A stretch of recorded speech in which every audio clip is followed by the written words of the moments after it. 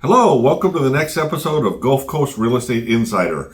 I'm joined today by Tom Swanback. Tom is an esteemed Fort Myers Beach realtor expert. So I'm so excited to get you on the show and let's talk about all things Fort Myers Beach. How about that? Well, okay, you got it, Brett. Well, what do you see going on down at the beach right now? Like, there's always something going on there. So what, real estate wise, what's going on? Well, this esteemed realtor, Fort Myers Beach, I've been there for selling real estate for 28 years, so I don't know how esteemed I am. But If you've been in it that long, you must be doing something right. Right, I guess, yes. That was a stretch, but yeah, it's just a bit. Okay. What's going on Fort Myers Beach? Well, it has been, as everybody knows, it's been just a huge struggle since Hurricane Ian. And we've had one obstacle after another, a couple more hurricanes after that. But, I don't want to talk about the hurricanes anymore, but I just want to say everything has changed since Hurricane Ian, but we don't need to keep bringing that up and don't need to talk about it anymore. What we're seeing on the island is a huge influx of vacant land inventory. My gosh, if somebody really wants to buy a property at the right price and plan out their next home, their dream home, take their time, just set it all up. I really, really think that in 5 years, they're going to have a home that's worth a lot of money and they're going to be so pleased with their investment and what they did. There's a real rejuvenation going on down there right now. It's a cleansing.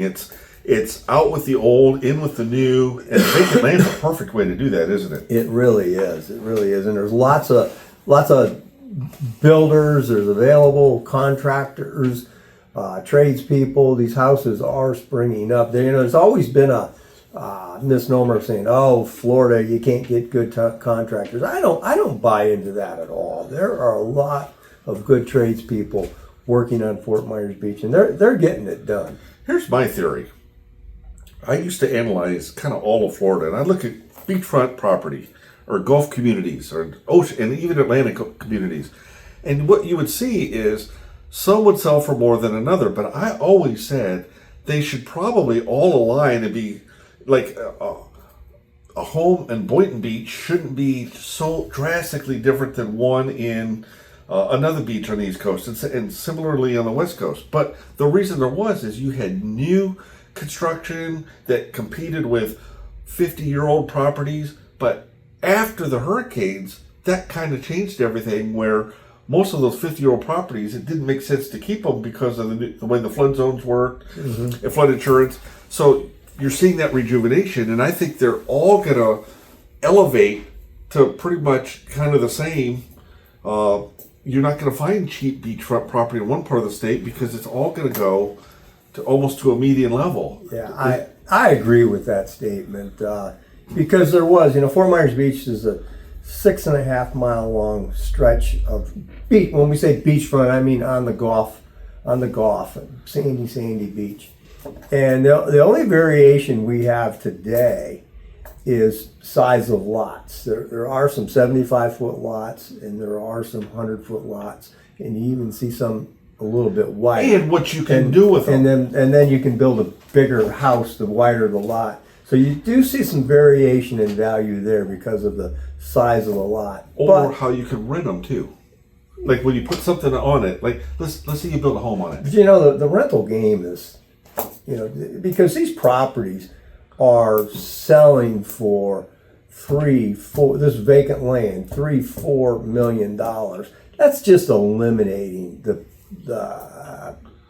future rentals, because anybody buying property like that doesn't want to get bogged down with the rental game. They don't need the income. If you buy a $3-4 million lot, you're probably going to put that much of a home or more.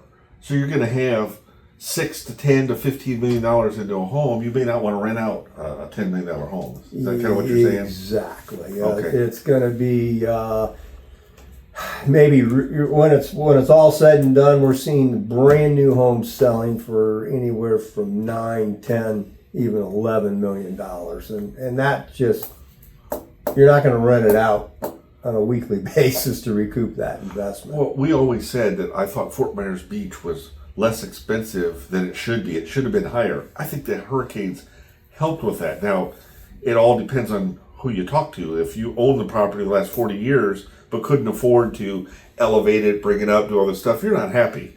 No. But for new people, it's a chance to really get something nice, and the home price, they're just going to go up. It's just a matter of fact that we're going to go up. Just pretty much mathematically, it's an equation. Absolutely. It was going to happen. Absolutely. So, okay, we can show it on charts. We can look at past history. We know that the values are going to continue to go up. Yep. Every once in a while we see a little slow year, a little dip, but overall, the values. People are going to look back at go 25, 26 and said, I wish I bought every property at Fort Myers Beach I could, because Yep. in 2036, it may look a lot different than today. Yeah, write that down, because I think you're absolutely right. 20 years from now, if we're here and we'll say, Brett, if you could have gone back 20 years ago, how much property would you have bought on Fort Myers Beach? And you say, well, I would have Everything I could have bought afforded. it all. Yeah. But because it's just gonna. Okay, so if someone wins the value. $1 billion lottery this week, they should come to Fort Myers Beach and buy up everything they can and turn that $1 billion into $2, $3, $4 billion. It probably wouldn't be hard to do if they just waited, would it? Call us. We'll Exactly. Call us. Hey, I do want to talk to you about a special piece of property down there, 2450 Estero Boulevard. Why it's special to me, and I want you to say why it's special to you, but that is a property that it's a vacant piece of land that you could have like a small business on the ground floor. You could have maybe some offices on the second floor and some residences on the third floor. I think that's very intriguing. But tell me why that property is special to you, and what someone could do with that property. Well, I certainly will. Well, for full disclosure here, I do own the property that Brett's referring to. It's 2450 Estero Boulevard. It's on the corner of Estero and Chapel Street. And what makes that property unique, desirable, is that we used to have, there was a restaurant there. The building washed away. And we had a restaurant underneath there, and the town has said that we can recreate that restaurant on the ground floor, kind of a outdoor seating area. Second floor would be office space. We could put 2 offices up there, about each area, maybe 1,500 square feet each. And then on the third floor, which would be 2 over parking, third floor, we can put apartments up there. 2 apartments, probably 2 bedrooms, 2 baths, and again, same square footage, 12 to 1,500 square feet for those. I think that's the key, is putting that residential area on top. Now you'll be able to rent those, because we're not going to be, $11 million invested. There'll be nice apartments for vacation rentals. What if, let me just, and I don't know the answer to this, what if you forwent the offices? Could you make it 4 residential? No, you could not. Okay, so you You could do the not. residential on top, and Yeah. you do the office in the middle, on the Right. second floor over the parking. Right, And, right. okay. And that's just, I'm not going to say it's a quirky zoning, but that's just the zoning on the property, because you run into parking issues, all kinds of things when you try to go beyond 2 units. Now, the cool thing about that property is it's on the Gulf side of Estero. It's on the golf side. So you can have weekly rentals there. Yep. And we have that listed for 1.9 million. Now, there's a property across the street. It just sold for 1.9 million, not quite as large. It's actually, square footage wise, it's the same About the same? size. It's a little different configuration. Ours is square, 100 by 100. Now, can they do the similar build out to you if that owner wanted to, or do they have to do something different? I know they can still do weekly rentals, right? It'll be weekly. It'll be similar. The only thing they will not be able to do, I believe, is the restaurant concept will not be allowed on that corner. Because they're not zoned the same, It's or not going to have the same special zoning that we have. for so the yours is restaurant. theoretically worth more than. And I know something. Now our restaurant zoning, by the way, is like coffee shop sandwich shop only. Okay. It says you can't be open after, yeah, it's not a dinner type restaurant. No alcohol, just breakfast, lunch, that type of thing. Okay.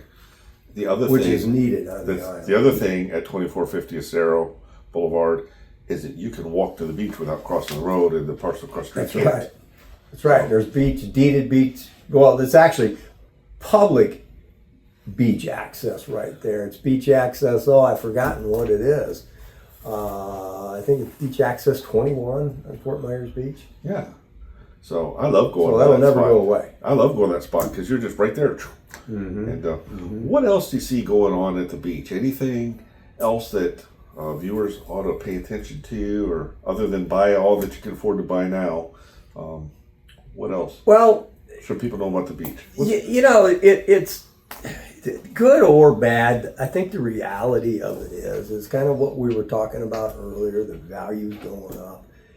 It is becoming kind of the people who are coming to our island now, really, they want to buy, they want to invest, and they're not being scared away by prices. It's gotten expensive. I guess that's where I'm going with this. And I think it's going to continue to get expensive. So now is the time to get in on Fort Myers Beach. Don't wait. If you're interested in a vacation home or a second home or a business, I would not recommend waiting 5-10 years. Now would be the time because, again, it's just becoming If you're very, price very sensitive expensive. and you wait, you won't be able to do it in 5 or 10 years. Now's the time to do it to capitalize. In 5 or 10 years, it'll be all money coming in, and they'll be looking at it solely for enjoyment. And they'll have a lot of money. Yeah. So I mean, that's just what is happening. okay. Very, very interesting. Our buyers used to ask about the school system and things like that because they were going to be residents there and maybe vacation or rent it out. But those questions aren't being asked anymore today. Somebody's just coming in and they want their little slice of paradise and they're willing to pay for it. Well, as a Fort Myers Beach expert, you obviously the last 2-3 years ago, you probably sold a lot of property off island as well.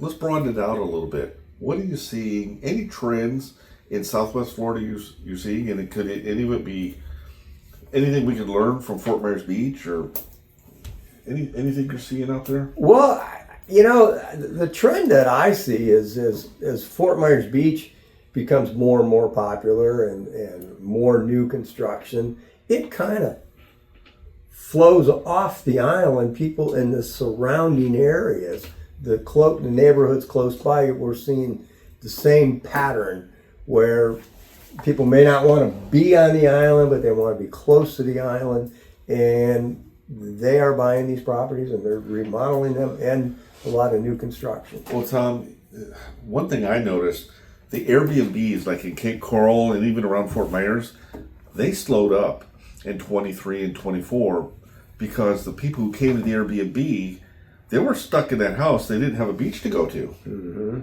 Now the beach is coming back, and I think it's going to help. I think the beach has always helped the whole county. Like it's a destination. People come here for the beach. They go to Orlando for Disney and Universal and those kind of things, but they come here for the good weather, maybe the golf courses, but a lot of them come here for the beach. And by the way, the beach today is looking fabulous. They did a beach renourishment, which they've done in previous years, but they've never done it to this extent. They actually pumped in sand 2 to 3 miles offshore and widened the beach. It's almost twice as wide as what it was. And they've planted seagrass up along by the beach accesses.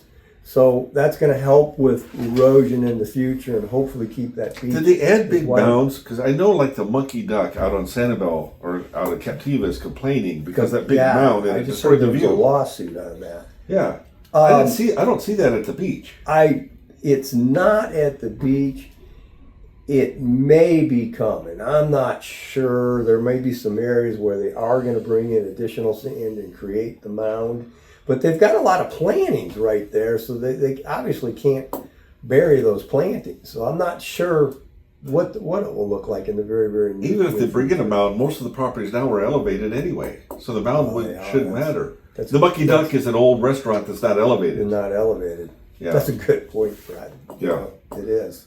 So yeah, It's all elevated, because if there any home that was on the beach side of Estero, it was elevated or it didn't make it. It didn't make it. So if they're rebuilding, it's definitely going to be elevated. And you can't refurbish an old home that flooded because one, it didn't make it, and two, if it's over 50% damage, you had to elevate it anyway. Mm-hmm. So that's kind of what I see at Fort Myers Beach. Is you agree? That's kind of mostly what it The is. 50% rule has really, it's 50% rule is there for a reason, and that reason is it's working. They're forcing people to go up in the air, and that was the reason for the 50% rule. They wanted everybody to get up in the air for future floods. We had a flood, and now they've got to go up. I remember that not the FERPTA line, the coastal construction line. Construction line. And for people who don't know, there's a couple different lines. There's two. There's Fort Myers Beach, but based on a few different years. But I guess I didn't thoroughly understand. You know, I always told people what the 50% is, and if it becomes 50% damage, but until you go through it, you don't really understand. But nobody liked it right after. They fought it like, oh, look what they're doing to me. They're making me this. But now that we're 3.5 years past, it does make sense, doesn't it? It does make sense. There are some. It doesn't make sense in every case, because there are some that you scratch your head and say, really? I used to love those cottages on the beach, and they were like at ground level, and I love visiting them, renting them. But they're not there anymore. But the 50% rule, for the most part, again, it's not across the board, but for the most part, it really, really made sense. Yeah. For Lee County and the town of Fort Myers Beach to enforce that rule. Okay. Don't like it, but we've had 2 more floods since Hurricane Ian, and again, the 50% rule on Fort Myers Beach was all about flood levels. Get the house up in the air. It's not about what we like, it's about what makes sense. And there's a lot of rules that they never apply to you until they do. Mm-hmm. But we don't have to like them all, but usually rules are there for a reason, usually. Mm-hmm. Yeah, they are. Anything else you want to say about Fort Myers Beach? Anything else we should know? Well, yeah, first off, come see Fort Myers Beach. I encourage everybody to do that. Our heavy traffic really doesn't start until February or March. So if you come out in those months, be mindful, come early, go follow the traffic pattern. You don't want to get stuck in that backed up traffic. So if you get there early, stay late, or leave early, you'll be okay. But right now, there's not that much traffic out there. Come see us. You'll be amazed at how much has really changed on Fort Myers I'm amazed every Beach. time I go there. There's a lot of new construction going on there. New restaurants, plazas are open. One last quick question. Some of those condos have been closed. What's recently opened back up, come back online that people can move in, and you have an update as to what's coming? Like, that's closed now, that's going to open up pretty soon? Yeah, the most recent ones that have opened were Sanderac. The next one that's coming is Cruciente. These are more, you can rent in there, but they're more designed for, winter residents or stay for a month or two. And those are back open now. We still have some weekly rental condos that are not open yet. Carlos Point on the south end, Smuggler's Cove. They're not open yet, but you can see the construction is well underway, and maybe by February 1st, a lot of them will be open. The LS team has sold that unit at Crescente, and I think Sandy's got one either now or coming online that we've been going down there and getting updates on, but yeah, that wasn't open. Harbor Point? No, Crescente. Crescente? Yeah, Crescente. She's also got the one at Harbor Point. Harbor Point. But yeah, so there's a lot of stuff that's either here now or coming very soon. If you'd like to get back in the game and be on the beach, you could buy some stuff at a pretty good price right now. One last, speaking of condos, Ocean Harbor, which is a beautiful complex that's on the other side of Estero Boulevard. But you have views of the Gulf. You got views of the Gulf. It's almost 10 acres of land, beautifully landscaped, and there's a marina right in back. Ocean Harbor's been open. Well, they weren't closed for but maybe 4 months after the storm, but it is totally 100% back, and the place looks beautiful. That is a gorgeous piece of property. That whole complex, some gorgeous views in some there, and you've had listings in there that I could see myself living in. You'd be an excellent person to give a call on Ocean Harbor. Harbor. And I like to call Ocean Harbor the most beautiful piece of property on Fort Myers Beach. I really, really. It really could be. It if you've ever been there, it really could be. And if you haven't, you should check it out. But you've got a lot of nice places down there. People should come down and check it out. Exactly. Well, Tom, it's been such a pleasure having you on. Well, if someone wanted to reach you, what's your phone number? 239-292-6284. And of course, our website is teamswanbeck.com. And then, of course, we're the Ellis team at Keller Williams. You can always reach us at 239-489-4042. And just remember, topagent.com.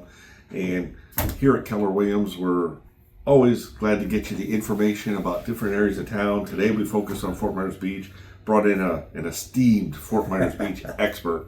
And I say that, I believe that. I haven't found anybody that knows the beach like you do. And he's an all-around good guy, too. So thanks for tuning in to the Gulf Coast Real Estate Insider. And thanks for tuning in. The Ellis team at Keller Williams is a family affair. Always call the Ellis team. They'll handle you with care.